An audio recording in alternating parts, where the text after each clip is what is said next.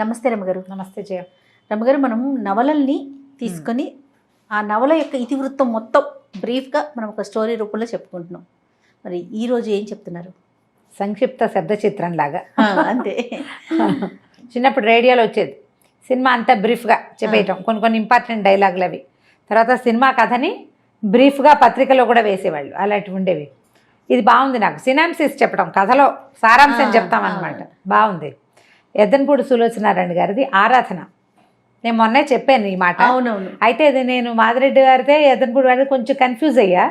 యాక్చువల్గా నేను మొదట చదివిన నావెల్స్లో ఫస్ట్ సెట్లో ఆరాధన కూడా ఉంది. చిన్న ఎంఎస్కో వాళ్ళ చిన్న బుక్ ఉండేది మా ఇంట్లో. ఒక అమ్మాయి ఏడుస్తున్నట్టుగా ఉండే పిక్చర్ ఉంటుంది, అమ్మాయి కంటి నీరు పడుతున్నట్టుగా అన్నమాట. భలే కదిలించే కథ, చెప్పలేకపోవటం. మూగవాళ్ల వేదన ఎలా ఉంటుందో చాలా బాగుంటుంది కథ. భాష కూడా చాలా బాగుంటుంది. సులోచనారాయణ గారి కథనం అసలు చెప్పడానికి వీల్లేదు, అనితర సాధ్యం. ఎంత స్టైలిష్గా ఉండే క్యారెక్టర్లు నావెల్స్ రాశారు ఆవిడ. క్యారెక్టర్లను పెట్టి సింపుల్ సోబర్ సామాన్యమైన వాళ్ళు, మన పక్కింటి వాళ్ళు, సాధారణమైన మనుషుల కథలు కూడా చాలా బాగా రాశారు ఆవిడ. సెక్రటరీ అవి చాలా ఇష్టం నాకు. సెక్రటరీ, మీనా, జీవన తరంగాలు భలే బాగుంటాయి. చాలా పుస్తకాలు నా సినిమాలుగా కూడా వచ్చినాయి. ఈ ఆరాధనని సినిమా తీసుంటారని, సీరియల్ తీసుంటారని నేను అనుకోను. ఎందుకంటే ఆరాధనలో హీరోయిన్కి మాటలు లేవు. ఓహో, మూగమ్మాయి, మూగవాళ్ళని పెట్టి సినిమా తీసేంత ధైర్యం ఉండదు జనాలకు. మరి అవి బాగుంటాయి. ప్రేమలేఖలు, సిరివెన్నెల మనం చూస్తాం, సుహాసిని అదొకటే కనిపిస్తుంది, క్యారెక్టర్ కదా, అదొకటే కనిపిస్తుంది. అది కూడా అది విశ్వనాథ్ గారి చేతిలో పడింది కాబట్టి ఆయన తన తపస్సుతోటి దాన్ని సాధ్యం చేసేసారు, పండించేశారు. అంతే, అవును, అందరి వల్ల కాదు. బాగుంటుంది ఆరాధన కదా. అలాగే స్టార్ట్ చేద్దాం. అనంత్ అని ఒక సివిల్ ఇంజనీర్ అబ్బాయి, అతని తల్లి, ఇద్దరు పిల్లలు ఉంటారు. ఆవిడ పెద్ద కోడలు చనిపోయాక ఓ రెండేడు సంవత్సరాలు అయ్యాక అతనికి మళ్ళీ పెళ్లి చేయాలని సంకల్పిస్తారు. బాగా ఆలోచించి ఒక మూగ అమ్మాయిని పెళ్లి సంబంధం కుదురుస్తారు. అమ్మ నాన్న లేని అమ్మాయి తన పింతల్లి పంచన చేరి ఉంటుంది. అట్లా ఎవరు లేని దిక్కులేని పిల్లలు, నోట్లో నాలుక లేని వాళ్ళు కనబడితే ఊళ్ళల్లో వాడేసేవాళ్ళు పాతకాలంలో. ఇప్పుడు కొంచెం జనాల్లోకి తెలివితేటలు వచ్చినాయి కానీ ఆ అమ్మాయికి ఊరుమ్మడి సొత్తు, అందరి ఇళ్లలో పనిచేసి పెట్టడం, మంచి పనిమంతురాలు. చిన్నది ఒక 20 ఏళ్ళ అమ్మాయి. అయితే ఆ పింతల్లికి ఒక 1000 రూపాయలు ఆశ పెట్టి ఈవిడ ఈ అమ్మాయిని తన కొడుక్కి చేసుకుంటుంది. అది బాగా బతిమలాడుతుంది, అతను ఒప్పుకోడు కానీ బలవంతంగా ఒప్పిస్తుంది. అంతర్వాహినిలాగా కలిసిపోతుంది. ఆ పిల్ల మూగది, ఏమి భావాలు ఏమి ఉండవు. అక్కడ పింతల పంచం చేరి బతుకుతుంది. హాయిగా ఇల్లు వాకిలి ఏర్పడితే తనదంటూ ఆ సంసారం ఉంటే ఇల్లు దిద్దుకుంటుంది. పల్లెటూరులో పిల్ల, పని పాట వచ్చిన పిల్లని చూసి ఆవిడ నిర్ధారించుకుని ఆ అమ్మాయిని పెళ్లి చేస్తుంది. అనంతకి చేసేస్తే ఊళ్ళో వాళ్ళంతా ఏమనుకుంటారంటే ఏదో ముస్లింగా ఏదో రెండో పెళ్లి వాడికి ఇస్తుంటే రెండో పెళ్లి వాడంటే ఎవరో అనుకుంటారు. ఈ పిల్ల సామాన్యంగా చామన్చాయిగా సామాన్యమైన పర్సనాలిటీ, కాస్త ఒత్తైన జడ తప్పిస్తే ఏముండదు, మామూలు పిల్ల. అతను చాలా అందమైన వాడు, తెల్లగా పొడుగ్గా మంచి స్ఫురద్రూపి అయినవాడు. ఇద్దరు పిల్లలు. అందరు ఆశ్చర్యపోతారు, ఇది మూగ పిల్లకి భలే అదృష్టం పట్టింది అని. తీరా సరే మీరెవరు రావక్కర్లేదు, దూరభారం పట్నం కదా అని చెప్పి అమ్మాయిని తనతో పాటు తీసుకెళ్ళిపోతుంది ఆవిడ. ఇంటికి వెళ్ళాక ఒక 5-6 ఏళ్ల పిల్ల, ఒక 3-4 ఏళ్ల పిల్లాడు. ఈ పిల్లలు, ఈ అమ్మాయి మంచి పనిమంతురాలు కదా, పల్లెటూళ్ళల్లో పనిచేసిన వాళ్ళకి పట్టణాల్లో చిన్న ఇళ్లలో పనులకు ఏం లెక్క ఉంటాయి. మెల్లిగా అత్తగారింటో అలవాటు పడుతుంది. అతనేమి అమ్మాయి ఇంట్లో ఒక పని మనిషి కింద ఉంటుంది అంతే. అతని అమ్మాయితో ఏమి మాట్లాడు, పిలవడు, చేయడు, ఏమీ ఉండదు. అంటే ముట్టనట్టు ఉంటాడు, తన దారిని తను ఉంటాడు. ఈ పిల్ల ఇంకా మెల్లిగా ఇంట్లో స్థిరపడుతుంది. భర్తని చూడడానికి, మరి భర్త అనేసరికి ఒక ఫీలింగ్స్ ఉంటాయి కదా. మనిషి ఏమో చాలా అందమైన వాడు అతను. కొద్ది రోజులు అట్లా గడుస్తుంటే ఒకరోజు ఎవరో చుట్టాలు వస్తున్నారని అన్ని పలహారాలు అవి చేయిస్తుంది కోడలతో అత్తగారు. ఇంట్లో పని మనిషి మానేస్తుంది. ఆ పనులన్నీ కూడా ఈ అమ్మాయి మీద పడితే తన ఇల్లు, తన భర్త, తన పిల్లలు, తన అత్తగారు అనుకుంటుంది. ఎవరో చుట్టాలు వస్తున్నారని, వాళ్ళు వచ్చాక నీకు చాలా విషయాలు తెలుస్తాయని మొత్తం జరిగిందంతా చెప్తుందనమాట. తనకి తండ్రి లేడు ఈ అనంతకి చిన్నప్పుడే. లేకపోతే సరే ఆవిడే ఊళ్ళో ఏదో చిన్న పొలం అవి ఉన్నాయి, హైదరాబాద్ వచ్చి ఆవిడ పిల్లల్ని ఇంజనీరింగ్ చదివించుకుని చాలా బాగా చదువుకున్నాడు, సివిల్ ఇంజనీర్ అతను. సరే ఏవో చిన్న పనులు చేస్తున్నాడు. ఆడపడుచులు 2 ఉన్నారు ఈవిడికి. వాళ్ళల్లో ఒకళ్ళ పిల్లని చేసుకోవాలని వాళ్ళు అడిగారు. మొదటంతా వీళ్ళతో బాగా ఉండలేదు కానీ పిల్లాడికి మంచి చదువు, పెద్ద ఉద్యోగం వచ్చే అవకాశం ఉండేసరికి వాళ్ళు అడిగితే వీళ్ళు ఒప్పుకోవాలి. ఈవిడికి ఏంటంటే తనకి కూతురు లేని లోటు తీరుస్తూ ఇప్పుడు పిల్లాన్ని చక్కగా చూసుకుని ఆలోచించుకుంటారు కదా, ఒకడే కొడుకు, వాడికి మంచి పెళ్ళం కావాలని. వాళ్ళు ఎవ్వరూ తన కొడుక్కి సరిపోయే పిల్లలుగా తోచరు. ఇతను ఏం చెప్తాడంటే, నేను పిల్లని ప్రేమించాను, సుధా అంటే అత్త కూతురు, ఏ అత్త కూతురుని చేసుకోమంటారో దాని ఫ్రెండ్, చాలా బాగుంటుందని చెప్పాడు. మనమే వెళ్ళి వాళ్ళ ఇంటికి వెళ్ళి పిల్లని అడగాలమ్మా అన్నాడు. ఇప్పుడు ఆశ్చర్యపోతే, మనం వెళ్ళి అడగటం ఏమిట్రా, బలవంతంగా ఒప్పిస్తాడు. బాగుంటుందని. తీరా వెళ్తే వాళ్ళ ఇంటికి ట్యాక్సీలో తీసుకెళ్తాడు. వెళ్ళాక ఆవిడకి తెలుస్తుంది వాళ్ళు బాగా డబ్బున్న వాళ్ళు, 2-3 ఆడపిల్లలు, ఎవరో తెలిసిన వాళ్ళు ఉంటారు.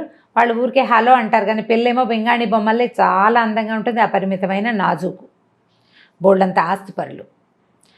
ఈవిడ ఒప్పుకోదు ఆ పెళ్ళికి. వాళ్ళు పెళ్లి గురించి వాళ్ళు ఏం మాట్లాడరు. ఈవిడ ఆ ఇంటికి వెళ్ళి మీ పిల్లని మా పిల్లాడికి ఇవ్వండి అని అడగటం ఎలాగో ఈవిడికి అర్థం కాదు. ఇంటికి వచ్చాక తల్లి కొడుకు పోట్లాడుకున్నారు. ఆవిడ చెప్తుంది అనమాట ఈ సంగతి అంతా. తను చక్కగా కలిసిపోతుంది. నాకు ఎంతో ఇష్టం, ఆ రాధ అంటే పంచప్రాణాలు ఈ అనంత్కి.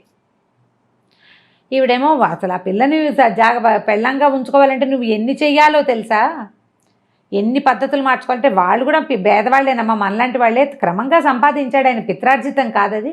నేను కూడా అలాగే సంపాదిస్తాను, ఇంజనీరింగ్ చదివి నేను సంపాదించలేనా అంటాడు. రోజులు గడుస్తాయి. ఒకరోజు సాయంకాలం ఆ రాధని వెంట పెట్టుకుని పెళ్లి చేసుకుని తీసుకొచ్చేస్తాడు. ఓహో. తీసుకొచ్చాక ఆవిడకి తెలుస్తుంది ఆ అమ్మాయి ఒట్టి మనిషి కాదు. ఇంకా తొందరపడి పెళ్లి చేసేసుకున్నాడు. ఆ వచ్చిన రోజు నుంచి తప్ప మరుసటి రోజు నుంచి వీళ్ళ జీవితాల్లో సుఖం లేదు. ఇంకా మర్నాడు వాళ్ళ అమ్మ నాన్న వచ్చారు, తిట్టిపోసారు, నాన్నకు అలా చేశారు. తర్వాత కొంచెం మెల్లిగా నెలలు వచ్చినాయి. దాని ఫ్రెండ్స్ వచ్చేవాళ్ళు. వీళ్ళు మా అమ్మాయి ఖరీదైన ఇళ్లలో ఉన్న అమ్మాయి, ఇంత చిన్న ఇల్లు ఇరుగ్గా ఉంది, పరిసరాలు బాగుండలేదు అంటే ఊళ్ళో ఉన్న ఇల్లు పొలం అన్నీ అమ్మేద్దామని తల్లిని బలవంత పెట్టాడు. ఊళ్ళో పొలాలు అమ్మేశారు. ఇళ్ళ స్థలం ఎంత కష్టపడి ఎన్నేళ్ళో దాచి పెట్టుకున్న స్థలాలు మరి ఇంకేం చేస్తుంది. ఈవిడ ఒకడే కొడుకు, 40,000 ఎంతో మొత్తానికి అమ్మేసి ఇక్కడ ఇల్లు అద్దెకి తీసుకుంటాడు, అన్నీ ఏర్పరుస్తాడు, కులాసాగా ఉంటారు. మరి పెద్ద పిల్లకి ఏడాది వస్తుంది, మొదట ఒక పాప పుట్టింది. ఆవిడ వాళ్ళ అమ్మ నాన్న బాగా రాకపోక చేసి పిల్లని తమకు ఇచ్చేయమంటారు. ఈ అమ్మాయి కూడా పంపుదామనుకుంటుంది, కానీ అతను ఒప్పుకోడు. నాకు తోబుట్టువు లేరు, ఎవరు లేరు, నేను ఒంటరిగా పెరిగాను, నా పిల్లలు నాతోటే ఉండాలంటాడు. ఈ పిల్ల కొంచెం ఏడాది నిండేసరికల్లా మళ్ళీ నెల తప్పుతుంది అమ్మాయికి. ఈసారి ప్రెగ్నెన్సీ కొంచెం కాస్త 2 నెలలు గడిచేసరికల్లా ఇల్లు జప్తు అయిపోతుంది. తల్లి పోట్లాడుతుంది, ఇంత డబ్బు పట్టుకొచ్చావు కదా, అంతా ఏం చేశాడో మరి వాడుతున్నాం కదా, జల్సాలకి వాడేసుకున్నారు డబ్బంతా. ఇక లబోదిబో. అక్కడి నుంచి ఏం చేస్తారు, వెంటనే ఇల్లు మారిపోయారు, చిన్న ఇంట్లోకి వెళ్ళారు. పిల్లకి కడుపుతో ఉన్న పిల్లకి మందు మాకు కూడా లేని స్థితి వచ్చేసింది. అతనికి ఉద్యోగం రాలా. ఆ ఊరు నుంచి తెచ్చిన డబ్బుతో ఇల్లు అవి కొనేసి అది చేసి ఖర్చు పెట్టేశాడు, ఎంజాయ్ చేసేసాడు. ఈ పిల్ల వాడికి అతనికి ఏంటంటే ఆ భార్య అమిత వ్యామోహం అమ్మాయి అంటే, దాన్ని సంతోషంగా ఉంచడమే కావాలంతే. సరే, తీరా డెలివరీ అయ్యే టైంకి వాళ్ళ అమ్మా నాన్న వచ్చారు, కానీ వాళ్ళేమీ వీళ్ళతో సరిగ్గా లేరు. ఇంత చిన్న ఇంట్లో ఉంటున్నారని ఏదో అంటారు. అమ్మాయి దిగులుగా ఉంటుంది. పిల్లాడు పుట్టాక మా అమ్మ వాళ్ళ ఇంటికి వెళ్తానంటుంది, బెంగ పెట్టుకుంటోందని పంపిస్తారు. అక్కడికి వెళ్తే 2 రోజులు 4 రోజులకి తిరిగి వచ్చేస్తుంది, ఉండలేదు వాళ్ళ దగ్గర. వాళ్ళంతా డబ్బులు ఉన్నవాళ్ళు, అమ్మాయి పేదింట్లో ఉండిపోయింది. నాదే పొరపాటు, ఉద్యోగం లేని వాడు ఇంత ఖర్చు పెడుతుంటే ఎలాగా అని నేను అడగలేకపోయాను, నాకు తెలియలేదు, నా వల్లే మన పరిస్థితి ఇట్లా అయిందని ఫీల్ అవుతూ ఉంటుంది. పిల్లాడు కొంచెం పెరిగిన తర్వాత ఒకరోజు పిల్లలిద్దరిని తయారు చేసి, నేను మా అమ్మమ్మ వాళ్ళ ఇంటికి వెళ్ళొస్తానని పిల్లలిద్దరిని ఇక్కడ పెట్టి పుట్టింటికి వెళ్తుంది. మర్నాడు పొద్దున మధ్యాహ్నం వాళ్ళ నాన్న వచ్చి ఆగమేఘాల మీద రాసుకెళ్ళి ఎక్కడన్నాడు, నా కూతురుని చంపేశాడని కాల్ చేశాడు. ఆ అమ్మాయి అక్కడికి వెళ్ళి నిద్ర మాత్రలు వేసుకుని చనిపోయింది అమ్మ వాళ్ళ ఇంట్లో. నా వల్లే నా భర్త ఇట్లా అధోగతి పాలైపోయాడు, వీళ్ళకి మేము ఎప్పటికి పైకి వస్తాం, మా అక్క చెల్లెళ్ళ ముందు నేను ఎప్పుడు తలెత్తుకుని తిరుగుతాను. అలా దిగులతోటి సూసైడ్ చేసుకుంటుంది. ఈ పిల్లలు మిగిలిపోతారు. అది కష్టం మీద ఇప్పుడే ఏదో ఉద్యోగం, ఒక కాంట్రాక్టు లభించింది, సొంతంగా కాంట్రాక్టులు చేసుకుంటున్నాడు. ఇది మనసులో పెట్టుకో. ఆ రాధని మర్చిపోలేడు వాడు. ఆ రాధ ఒక నిర్భాగ్యురాలు, అదే ధైర్యంగా నిలబడ్డం చేతకాక, భర్తను సపోర్ట్ చేయలేక, తొలి కాలంలో తెలివి తక్కువతనంతో, తర్వాత కాలంలో బలహీనతతోటి చచ్చిపోయింది అని కోడలికి విస్తారంగా జరిగింది చెప్తుంది. ఆ భార్య మహాసౌందర్యవతి, పరమనాజుకు, అత్యంతంగా ప్రేమించాడు. ఈ సామాన్యమైన అమ్మాయిని భార్యగా కూడా ఇతను అంగీకరించాడు.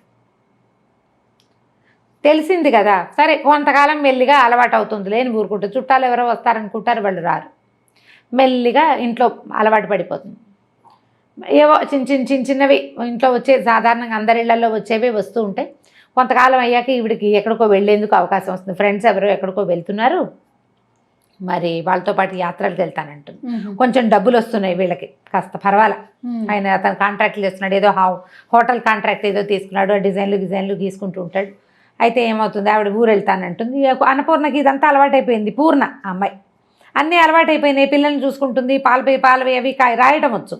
ఆ అమ్మాయికి చెవులు వినిపిస్తాయి, మాట్లాడడం రాదు, రాసి చేయగలదన్నమాట. సరే వెళ్ళిపోతుంది ఆవిడ ఊరు. ఈ పిల్లల్ని పెట్టుకుని ఈ అమ్మాయి ఉంటుంది. ఒకరోజు ఏదో మేడ మీద పప్పు ఎండబోయటానికి వెళ్తుంది. పప్పులో పిల్లాడు నీళ్లు పోసేస్తాడు ఆటకి. ఎండబోయటానికి వెళ్తుంది. దిగి వచ్చేటప్పుడు అతను కనపడతాడు, సందు చివరి నుంచి భర్త వస్తే అతను మేడ మీద ఉంటే కేకలేస్తాడేమోనని గబగబా దిగిపోతూ చెంగు వదిలించుకుని వచ్చేస్తుంది. పిల్లాడు పడిపోతాడు పైనుంచి. వాడి ముక్కు మూతు పగిలిపోతాయి. తెలుస్తుంది బ్లడ్ వచ్చేసింది. సరే ఏదో పౌడర్ రాసి ఏదో చేయబోతుంది. ఈ లోపల తండ్రి వస్తాడు. ఈ పిల్ల ఏం చెప్తుందంటే, పిల్లకి ఈ అమ్మాయి మొహం గిట్టదు. 5-6 ఏళ్ళు వచ్చినాయి కదా, చుట్టుపక్కల ఇళ్లలో పెత్తనాలకు వెళ్తుంది. అది మీ అమ్మ మీ పిన్ని వస్తే మీ నాన్న మీ పిన్ని ఒకటైపోతారు, మిమ్మల్ని బాగా చూడరు, సవితల్లి ఫీలింగ్ ఎక్కిస్తారు దానికి. అదెంతసేపు మూగిపోద్దని దీన్ని అమ్మాయిని అన్నపూర్ణని తిడుతూ ఉంటుంది, ఎక్కిరిస్తుంది పిల్ల. 4-5 ఏళ్ల పిల్లలు అలా బిహేవ్ చేస్తారు. ఆ పిల్ల ఏం చేస్తుంది, నాన్న తమ్ముడు పప్పులో నీళ్ళు పోసాడని పిన్నే తమ్ముడు తోసేసింది అంటుంది. అయ్యో అనేసరికి చెంపకాయ కొడతాడు ఈ అమ్మాయిని. అసలు పిల్లల కోసమే కదా నువ్వు వచ్చావు, వీళ్ళు లేకపోతే నీ మొహం చూడాల్సిన అవసరం కూడా ఉండేది కాదు నాకు అని చెప్పి ఈ పిల్లాడినేమో హాస్పిటల్కి తీసుకెళ్తాడు. ఆ రాత్రంతా భారంగా గడుస్తుంది. మర్నాడు పొద్దున పిల్లాడు మాటలు వచ్చేసిన పిల్లవాడే కదా, వాడు పిన్ని నన్నేం తోయలేదు, నేనే పడిపోయాను చెప్తాడు. ఆ పిన్ని దిగేశాక నేను పడ్డానని చెప్తాడు. పిన్ని అక్కడ లేదా, దిగేసింది. అయినా పిన్ని నన్ను కొట్టదు, పిన్ని మంచిది. అక్కే ఎంతసేపు పిన్నితో ఎక్కిరిస్తుంది, పిన్నితో సరిగ్గా మాట్లాడుతూ అడుగుతాడు కూతుర్ని, అలా ఎందుకు చెప్పావు నువ్వని. ఏమో నాకేం తెలుసు, పప్పులో నీళ్ళు పోసాడు, నేను కేకలేశాను, ఆవిడేం అనలేదు, మూగిది కదా అదేం అందు, పైనుంచి వచ్చింది, వెనకాల వాడు పడ్డాడు, పిన్ని తోసేసింది అనుకున్నా కోపంతో అని చెప్పేస్తుంది. ఇక ఈ భార్య పాపం అతనికి ఏం చేయాలో తెలీదు, దీనికి మాటలు రావు. ఒకవేళ నేను కాదు అవును అని చెప్పడానికి కూడా అమ్మాయికి చేత కాదు. సరే ఇంకా భార్యను కన్సోల్ చేసి దగ్గరికి తీసుకుంటాడు. మెల్లిగా ఆ అమ్మాయితోటి ఉండటానికి అలవాటు పడిపోతాడు. అమ్మాయి ఎక్స్ప్లైట్ చేయడం చేత కాదు, తనకి క్లోజ్గా ఉంటుంది అంతే. ఆ ఊరు నుంచి వచ్చిన తర్వాత అత్తగారికి తెలుస్తుంది వీళ్ళిద్దరూ బాగా క్లోజ్ అయ్యారు, అతను మామూలుగా ఉంటున్నాడు ఈ అమ్మాయితోటి అని. కొద్ది రోజులు గడిచాక ఈ అమ్మాయి ప్రెగ్నెంట్ అవుతుంది. అయ్యేసరికల్లా ప్రెగ్నెన్సీ పనికిరాదనుకుంటారు వీళ్ళకి అన్ని పనులు చేసేయాలి, ఇల్లంతా ఏర్పాటు చేసేయాలి, మంత్రదండ ఉన్నట్టుగా ప్రవర్తించాలి. కానీ వాళ్ళకి హక్కులు ఉండకూడదనే ఒక ధోరణి. ఎవరికి కొడుక్కి కొంచెం ఉంటుంది, అత్తగారికి ఎక్కువ ఉంటుంది. భయాలు వస్తాయి రకరకాలు. ఇప్పుడు ఏదో ఇంట్లో అన్నీ చూసుకుంటోంది, పిల్లలు పుడితే పిల్లల్ని సరిగ్గా చూడదేమో, ఆ భయం ఉంటుంది కదా. అక్కడి నుంచి ఏం చేస్తుంది అత్తగారు, వద్దు ప్రెగ్నెన్సీ, అతను కొంచెం ముందు వెనక ఆడతాడు, ఏమై కాదమ్మా డాక్టర్ దగ్గర తీసుకెళ్ళి నిర్ధారించుకుని ఒక ఇంజక్షన్తో సరిపెడతామని చెప్పి ఈ అమ్మాయికేమో అదంతా అర్థమైపోతుంది. ఆ పొట్టలో ఉన్న పిల్లే నాది, అమ్మా నాన్న లేరు, భర్త బాగున్నప్పుడు బాగుంటాడు, లేనప్పుడు లేదు. ఆ పిల్లలు ఎప్పుడు పరాయి పిల్లలు, తను ఎంత బాగా చూసినా కూడా. తన పొట్టలో ఉన్న శిశువు తనది, ఆ బేబీని ఉంచుకోవాలనుకుంటుంది. ఇంజక్షన్ చేయించడానికి ఆ డాక్టర్ దగ్గర తీసుకెళ్తాడు, ఇంగ్లీష్లో మాట్లాడతాడు. అంతా అయ్యాక అమ్మాయి ప్రిస్క్రిప్షన్ ప్యాడ్ మీద వద్దు నాకు ఇంజక్షన్ చేయదు, నాకు ఈ పిల్ల కావాలని రాసేస్తుంది. డాక్టర్ ఏమో అది చూసి అతను చెడమడా కేకలేస్తుంది. తెలియకుండా చేస్తే ఎలాగండి, నేను అట్లా చేయను, ఇది ఇల్లీగలు అని చెప్పేసి ఇంటికి తీసుకొచ్చి చెడమడా కేకలేస్తాడు, బాగా కేకలేస్తాడు. నువ్వు వెధవం చేస్తావు, ఇక్కడే చెప్పచ్చు కదా ఆ మాట అంటాడు. ఇక్కడ చెప్పడానికి అత్తగారు అవకాశం ఇవ్వదు. అక్కడికి వెళ్ళాక ఇంకేం అవకాశం, దొరికిన అవకాశం యూజ్ చేస్తుంది అనమాట. దాంతో అతను ఏం చేస్తాడు, ఇక భార్యతో మాట్లాడడం మానేస్తాడు. అత్తగారు అసంబద్ధంగా ఎవడేం సరిగ్గా ఉండదు.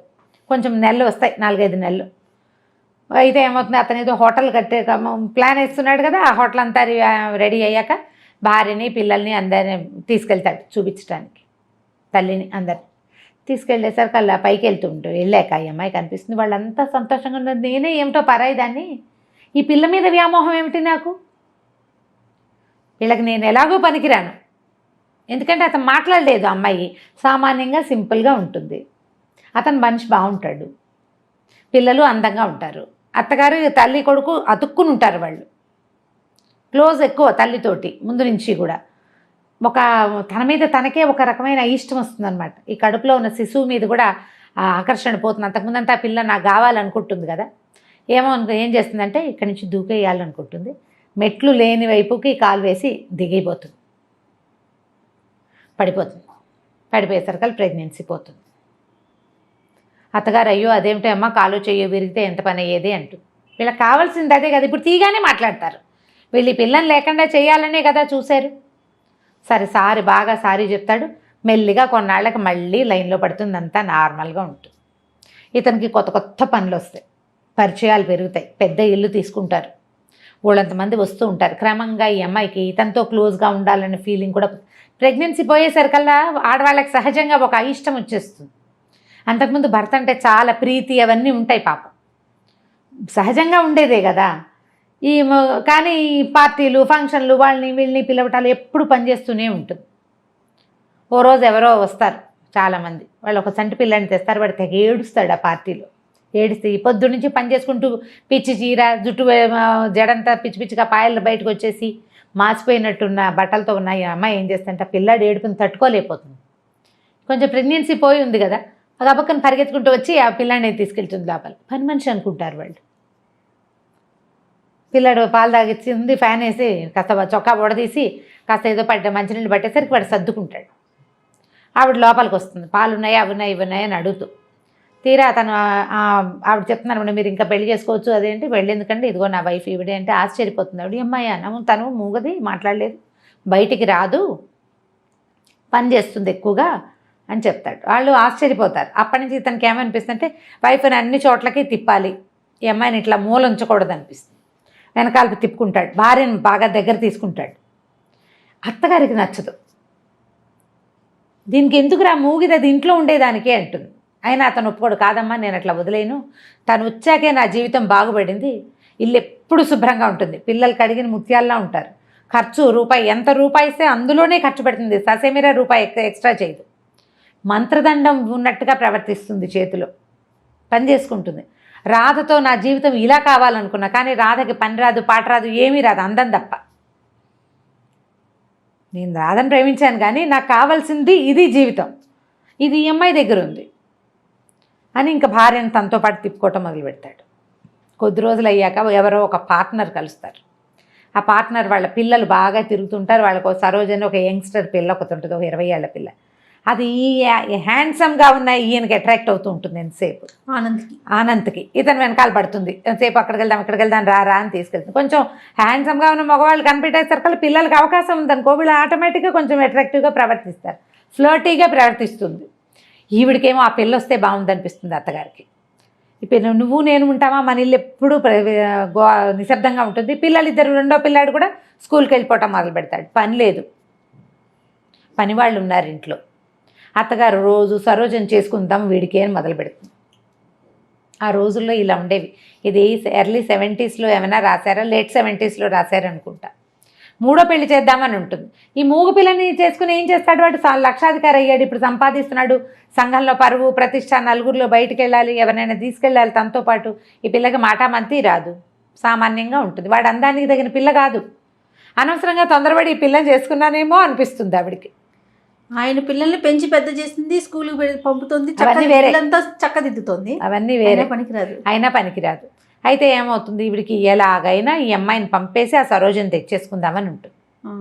అయితే ఏమవుతుంది, ఇంతలో ఈ అమ్మాయికి ఊరి నుంచి ఉత్తరం వస్తుంది. వాళ్ళ బాబాయ్ రాస్తారు, పింతల్లికి అస్సలు ఒంట్లో బాగోలేదని అన్నపూర్ణని పంపించమంటే అమ్మాయి దొరికింది ఛాన్స్ అని ఈవిడేం చేస్తుంది, ఈ అమ్మాయిని ఊరెళ్ళమంటుంది. అప్పటికే చెప్తుంది సరోజని చేసుకుందాము వీడికి అని. ఆ అమ్మాయికి విరక్తిగా ఉంటుంది, ఏం చేయాలో తెలియదు. ఇవన్నీ చేశాక ఇప్పుడు నన్ను పక్కన నువ్వు ఉండు ఇంట్లోనే, దాన్ని చేసుకుంటాడు సరదాగా అంటుంది. ఆ పూటే అతను అమ్మాయి వచ్చి ఇతన్ని సినిమాకో ఎక్కడికో లాక్కెళ్తుంది. ఈ పిల్ల నేను అన్నపూర్ణని ఊరు తీసుకెళ్తాను, ట్రైన్ ఎక్కిస్తాను, మీరు సినిమాకి వెళ్ళండి అని వాళ్ళని పంపించేస్తుంది. ఈ అమ్మాయికి తన ఎదురుగుండానే భర్త ఆ అమ్మాయితో కలిసి కారులో వెళ్తూ ఉంటే ఇక వీడు నాకేం దక్కుతాడు అనిపించేస్తుంది, విరక్తి పుట్టేస్తుంది కదా. సరే ఊరు వెళ్ళిపోతుంది. ఊరు వెళ్ళేసరికి అలా కొద్ది రోజులకే ఈ 4-6 పిల్లలు ఉంటారు ఆ పింతల్లికి. బాబాయ్ ఏమో పక్షవాతంతో మంచం మీద ఉన్నాయినా ఆవిడ కాస్త పోతుంది. పిన్ని పోయేసరికల్లా మరి ఆ ఇల్లు భారం ఎవరి మీద పడుతుంది, ఈ ఆ ఇంటికి పెద్దది ఈ అమ్మాయి. సరే ఇంకా మెల్లిగా అక్కడ స్థిరపడుతుంది. పోయిందని తెలియగానే ఈవిడేమనుకుంటుంది, రాజేశ్వరమ్మ గారు అనంత్ వాళ్ళ అమ్మ, అమ్మయ్య ఆ ఇంట్లోకి దీని అవసరం ఉంది ఎలా ఫిక్స్ అయిపోతుంది, కొన్నాళ్ళ పాటు రాదు. ఆ లోపల మన వ్యవహారం చక్కబెట్టేసుకోవచ్చు అనుకుంటాం. అక్కడి నుంచి వచ్చి 2 రోజులు ఇక్కడ ఉండి మరి 4 చూసి నేను వెళ్ళొస్తాను, కాస్త డబ్బులు ఏవో కోడల చేతిలో పెట్టి ఇక్కడ అన్నీ సర్దుకున్నాకే మెల్లిగారా, తొందర ఏం లేదు అని కోడల చేత మా భర్త ఇంకో పెళ్లి చేసుకున్నాడు నాకు అభ్యంతరం లేదని కాగితం మీద సంతకం పెట్టించుకుని పట్టుకెళ్తుంది. అతని పార్ట్నర్ తోటి మాట్లాడితే మీ కోడలు కనుక సంతకం పెడితే మేము పెళ్ళికో రెడీ అని చెప్పారు. వాళ్ళు ఒప్పుకున్నారు. సంతకం పెట్టి ఈ కాగితం నా దగ్గర ఉంటే వాళ్ళు ఒప్పుకుంటారని చెప్పి సైన్ చేయించేసుకుంటారు. ఎన్ని రోజులైనా ఈ అమ్మాయి ఇక్కడి నుంచి కదలకపోయేసరికల్లా బాబాయికి ఆశ్చర్యంగానే ఉంటుంది, ఏమిటి వెళ్ళదు, వాళ్ళ అత్తగారు ఉత్తరం రాయదేమిటి అని. అయితే మెల్లిగా ఏం చేస్తుందంటే ఈ బాబాయ్ గారు మరి ఇంకేం చేస్తారు, ఇల్లు చూసుకోవాలిగా, ఆయన ఏమో ట్యూషన్లు చెప్పడం మొదలు పెడతాడు. ఈ అమ్మాయి ఏమో ఈ పిల్లలకి వెనకాల దొడ్డంతా బాగు చేసి కూరగాయలు వేయిస్తుంది, బట్టలు కుట్టించి నలుగురికి ఊళ్ళో. మరి వీళ్ళకి డబ్బులు ఎక్కడి నుంచి వస్తాయి పాపం, అంతకుముందు పిన్ని ఏదో చేసేది. మెల్లిగా పిల్లల్ని ఇల్లు సంసారం అక్కడ దిద్దింది కదా, ఇక్కడ కూడా దిద్దడం మొదలు పెడుతుంది. మొదలు పెట్టేసరికల్లా ఉత్తరం గిత్తరం ఏం రాదు. బాబాయ్ నిలదీసి అడుగుతాడు, ఏమిటమ్మా మీ ఆయన ఉత్తరం రాయలా, మా అత్తగారు ఉత్తరం రాయలేదంటే, బాబాయ్ ఇంక నేను వెళ్ళను, మా అత్తగారి ఈ ప్లాన్లో ఉంది, నా శక్తి ఉన్నంత వరకు నీ ఇల్లు కాపాడుతాను, నీతో పాటు నన్ను ఉండనివ్వని. ఆయన ఆశ్చర్యపోతాడు, ఏం చేయాలో అర్థం కాదు. ఊళ్ళో వాళ్ళకు కూడా అంతకుముందు చాలా అందమైన మొగుడు, మంచి ఇంజనీరు, అత్తగారు కూడా శుభ్రంగా ఉంది, అమ్మాయి వెళ్ళిపోతుంది అనుకుంటారు. వెళ్ళకపోయేసరికి వాళ్ళకి అనుమానంగానే ఉంటుంది, ఏమిట్రా వెళ్ళటం లేదు, వాళ్ళు ఉత్తరాలు రాయట్లేదు, ఉత్తరం వచ్చిన ఊళ్ళో తెలిసిపోతుంది పల్లెటూళ్ళలో. సరే సడన్గా ఒకరోజు ఇంకా అయిపోయి ఉంటుంది పెళ్ళి అనుకుంటుంది. ఆవిడ ఉత్తరం రాస్తుంది అత్తగారు ఒకసారి వాళ్ళ మేనమావలతో మాట్లాడామని, సింపుల్గా ఇంట్లోనే పెళ్లి చేయదలుచుకున్నామని, అంతా అయ్యాక ఇక్కడంతా సర్దుబాటు అయ్యాక ఉత్తరం రాస్తాను, వీలు చూసుకుని వచ్చేద్దుగానని రాస్తుంది. కోడల్ని వదలదు ఆవిడ, ఈ పని చేయడానికి కావాలి కదా, ఆ ఇల్లు దిద్దడానికి ఈ అమ్మాయి కావాలి. ఆ అమ్మాయి సరదాగా చిన్నపిల్ల, దానికేమొచ్చు ఈ పనులన్నీ, ఇల్లు వాకిలి చూడడం అంటే చిన్నపిల్లల వల్ల కాదు కదా, గడిగట్టిన వాళ్ళు కావాలి. ఉత్తరం రాయిస్తానని రాస్తుంది. ఆ ఉత్తరం తీసి బాబాయ్ చేతులు పడుతుంది, ఇదిగో ఇది నా పరిస్థితి అని. ఇక మెల్లిగా ఊళ్ళో స్థిరపడుతుంది, బట్టలు కత్తిరించడాలు అవి ఇవి జాకెట్లు కుట్టడాలు, అమ్మాయికి వచ్చిన పనులు. మెల్లిగా దొడ్డి వాకిలి ఏర్పరిచి పిల్లలు చిన్నపిల్లల్ని స్కూల్కి పంపించి పెద్ద పిల్లల్ని స్కూల్ మానిపించి తనతో ఉంచుకొని వంట పని నేర్పించి ఏదో తంటాలు పడుతూ ఉంటుంది. సడన్గా ఓ రోజు టెలిగ్రామ్ వస్తుంది. ఆయన మా బాబాయ్ అంటాడు, పూర్ణ ఏమిటమ్మా అట్లా అన్నావు, మీ ఆయన నేను పంపించమని ఉత్తరం టెలిగ్రామ్ పంపించాడమ్మా చూడు అంటే. అమ్మ ఏమనుకుంటుందంటే వాళ్ళకి ఏవో పిల్లలకు ఒంట్లో బాగుండలేదని ఇచ్చాడు టెలిగ్రాము, చిన్నపిల్ల దానివల్ల కాదు, అత్తగారు పెద్దది ఆవిడ వల్ల కాదు, అందుకని నన్ను పిలుస్తున్నారు వీళ్ళు, నేను వెళ్ళనని వేసుకుంటాను. 4 రోజుల తర్వాత ఉత్తరం వస్తుంది. ఈయనకే రాస్తాడు, రంగనాథం గారు నేను అనంతని మా అమ్మ తీర్థయాత్రలకు వెళ్ళింది, పిల్లలకి తీవ్రమైన అనారోగ్యం, బాబు దక్కేలాగా లేడు, పూర్ణని పంపించండి, నేను ఒక్కడినే చూసుకోలేకపోతున్నాను, నాకు చాలా పని ఒత్తిడి, పిల్లలకి జ్వరాలు అని రాసేసరికి ఇక ఆగలేకపోతుంది. ఆ పిల్లాడంటే చాలా ముద్దు, పెంచిన మమకారం ఉంటుంది కదా. సరే అక్కడి నుంచి ఈ అమ్మాయి వస్తుందని వాళ్ళకి తెలియదు కదా, రైల్వే స్టేషన్కి దగ్గరే, స్టేషన్ నుంచి ఇంటికి వెళ్ళటం తెలుసు తనకి. స్టేషన్ నుంచి ఇంటికి వెళ్ళేసరికల్లా డాక్టరు భర్త ఎదురుపడతారు ఇంట్లో నుంచి వస్తూ. ఈ అమ్మాయిని చూస్తూనే ఆశ్చర్యపోతాడు, ఎవరొచ్చారు ఎలా వచ్చావు అంటే ఏం మాట్లాడదు. సరే అని దారిస్తాడు, లోపలికి వెళ్తుంది. ఇల్లు నేను వదిలిని పెట్టిన ఇల్లేనా ఇది అని ఆశ్చర్యపోతుంది. ఇల్లంతా మురికి కూపం, అత్తగారు ఇట్లా ఉన్న ఇల్లు ఎలా వదిలిపెట్టి వెళ్ళిపోయిందో అర్థం కాదు అమ్మాయికి. పిల్లలు మంచాల మీద ఉన్నారు, మంచాన్ని బంతిలా ఉండే పిల్లాడు బల్లిలాగా మంచానికి అతుక్కుపోయి కనిపిస్తాడు. ఆ కూతురికి విపరీతమైన జ్వరం, ఇల్లంతా మందు సీసాలు, అతని చొక్కాకి గుండీలు లేవు, ప్యాంట్ మీదంతా మందు మరకలు, ఇల్లంతా మహాలోకంలాగా ఉంటుంది, మాసిపోయిన బట్టలు ఎక్కడ పడితే అక్కడ. ఈయన టెన్షన్తో కాల్చేసిన సిగరెట్ పీకలు. ఏం చేస్తారు? అక్కడి నుంచి వచ్చాడు. వచ్చిన తర్వాత చూస్తే పిల్లకి బాగా సీరియస్ అయిపోతుంది. పిల్లవాడికి జ్వరం జారినప్పుడే పిల్లకి సీరియస్ అయిపోతుంది. ఏవో మందులు తీసుకొస్తాడు. ఏం చేస్తుంది, ఇంకా గబగబా కొంగు బిగించి మెల్లిగా ఓ పక్క నుంచి మొదలుపెట్టి ఇల్లంతా ఊడ్చి ఎత్తిపోసి చెత్తలని పిల్లల పక్కలు మార్చి తను తెచ్చుకున్న పెట్టెలోంచి పక్క దుప్పట్లేవి, ఉతికిన దుప్పట్లే లేవా ఇంట్లో, తను తీసుకొచ్చిన సూట్ కేసులోంచి తన చీరలే ఇస్త్రీ పెట్టుకున్న చీరలన్నీ మడతలు విప్పి మంచం మీదేసి పిల్లల్ని పడుకో. శుభ్రమైన పక్కలు లేకపోతే జబ్బులు పెరిగిపోతాయి. ఆ ఇంట్లోకి రాగానే అతను కనిపిస్తుంది, అన్నపూర్ణ చేతిలో ఏదో మంత్రదండ ఉంది, ఇల్లంతా క్లీన్, గంటలో పక్కలు చూస్తే పడుకోవాలనిపిస్తుంది. ఎన్నిసార్లు అనుకుంటాడనమాట అతను, ఈ అమ్మాయి ఉండబట్టే నా జీవితం హాయిగా ఉంది అని. అది ఇప్పుడు అనిపిస్తుంది. సరే పిల్లవాడికి ఏదో ఎప్పటికీ ఎన్ని రోజులు తిండి పెడితే వాడు కోలుకుంటాడు. ఈ పిల్ల కాస్త బాగా దిగినా వెళ్ళిపోతుంది. ఒళ్ళు వెచ్చబడితే బతుకుతుంది, లేకపోతే లేదు. చల్లబడిపోయింది అనమాట, శరీరం ఇదంతా పోయింది. సరే అక్కడి నుంచి చూస్తూ ఉంటారు ఇద్దరు, ఒంటి మీద చేసి ఒక తెల్లవారుజామున ఎప్పటికో మొత్తానికి దానికి పిల్ల కాస్త పొట్ట దగ్గర వెచ్చబడుతుంది. సరే అప్పుడు లేచి మళ్ళీ మందేసి డాక్టర్ని పిలుచుకొచ్చి ఏదో చేస్తే మొత్తానికి పిల్ల సేఫ్. అక్కడి నుంచి పెళ్ళాని దగ్గర కూర్చోబెట్టుకుంటాడు. నువ్వు ఎందుకు వెళ్ళిపోయావు? ఎవరికైనా మంచి వాళ్ళకి అన్యాయం చేస్తే అది మనకే కొడుతుంది. నేను నీకు చేసిన అన్యాయం, నీ గర్భంలో ఉన్న శిశువుని చంపేద్దామని ప్రయత్నం చేసి ఎంత పొరపాటు చేశానో, పిల్లాడికి అనారోగ్యం వచ్చి వాడు తలకిందులు అయిపోయినప్పుడు నాకు నువ్వే గుర్తొచ్చావు. నీ పట్ల చాలా అనుచితంగా ప్రవర్తించాను నేను. మా అమ్మ ఏమో ఇప్పుడు కొత్తగా ఇంకోటి మొదలుపెట్టింది, ఆ సరోజని నన్ను పెళ్లి చేసుకోమంటుంది. నాకు అలాంటి పెళ్ళాం అక్కర్లేదు. రాధని నేను చాలా ప్రేమించాను, కానీ నాకు రాధతో నాకు కావాల్సిన జీవితం అయితే లభించలే. అది నీ దగ్గరే లభించింది. నువ్వు ఉండటం వల్లే నేను హాయిగా ఉన్నాను. ఎంత పని చేసి వచ్చినా ఇంటికి వచ్చేసరికల్లా తెల్లటి పక్కలు, వేడి నీళ్ళు, శుభ్రమైన భోజనం, అంతకంటే ఏం కావాలి జీవితానికి? చాలా శ్రమపడి వచ్చిన వాడికి అదే కావాలి. నాకు ఆ విశ్రాంతి నీ దగ్గరే లభించింది. నేను వద్దన్నాను, నా మీద కోపంతో అమ్మ తీర్థయాత్రలకు వెళ్ళిపోయింది. నాకు తెలిసిన అమ్మాయి కడుపుతో ఉంటుంది, ఇవి వచ్చేసరికి తెలుస్తుంది అనమాట. తను ఆశ్చర్యపోవడానికి కారణం అమ్మాయి గర్భవతి అని తెలియదు ఇతనికి. లేత నెలల్లోనే వెళ్ళిపోతుంది. 4-5 నెలలు గడిచిపోయినాయి కదా, వెళ్ళిపోయి కొంచెం పొట్ట ఎత్తుగా కనపడితే ఇతనికి తెలుస్తుంది అనమాట. అప్పుడు నువ్వు ఇక్కడే ఉండిపో, నువ్వు ఇలాంటి ప్రయత్నం చేయొద్దు, నువ్వు నాతో పాటే ఉండు, నువ్వు లేనిదే నేను ఉండలేను, అసలు నేను రాధ వెళ్ళిపోయినా భరించగలిగాను, నువ్వు లేకపోతే నువ్వు ఉండటం నా వల్ల కాదని చెప్పేస్తాడు. ఏం సమాధానం చెప్తుంది అమ్మాయి? ఏంటి బోల్డని అనుమానాలు వస్తాయి. వీళ్ళకి తను అక్కర్లేదు అని తెలుస్తూ ఉంటుంది ప్రతిసారి. ఇప్పుడు తనే కావాలని అర్థమైంది కదా, ఇప్పుడు మాటలు లేవన్నమాట. ఇంకా ఇదే లాస్ట్ సీన్. ఎంత బాగా రాస్తారంటే చిన్న డీటెయిల్స్ కూడా ఎట్లా ఒకళ్ళు ఇంకొకళ్ళని అపార్థం చేసుకుంటారు జీవితంలో. పిల్లలు ఎట్లా కొంతమంది దగ్గర అవుతారు, ఎలా దగ్గరికి రారు. మనుషులు ఎంత స్వార్థపరులుగా ఉంటారు.